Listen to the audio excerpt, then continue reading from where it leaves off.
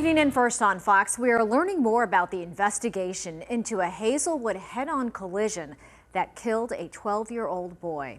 Travis Wolf's family is planning a benefit in his honor, but they are continuing to grieve. Yeah, Fox 2's Mallory Thomas joins us live with what she's learning about the investigation and the arrest of the driver who police say caused that crash. Mallory? Police say their investigation is about one thing: that's getting justice for Travis Wolf and his family.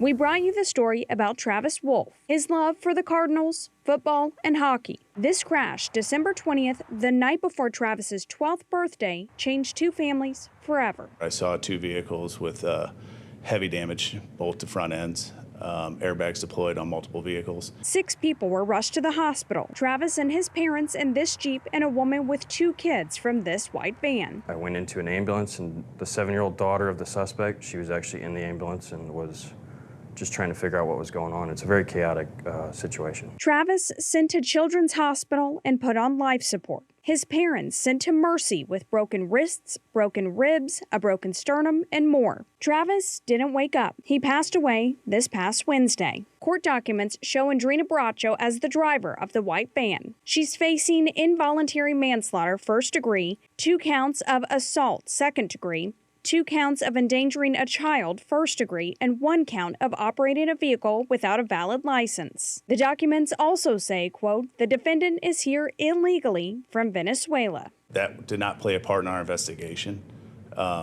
It was just difficult identifying all parties involved. Police say their investigation involves eyewitnesses and reconstruction of the crash. They say Bracho was driving in the wrong lane when she hit the Jeep. She's currently in custody and awaiting trial. Police hope her arrest brings some closure to Travis's family. 1,700 feet is quite a big distance to travel at over 70 miles an hour on a 40-mile-an-hour posted road. That's a long way to travel in the wrong direction and not realize.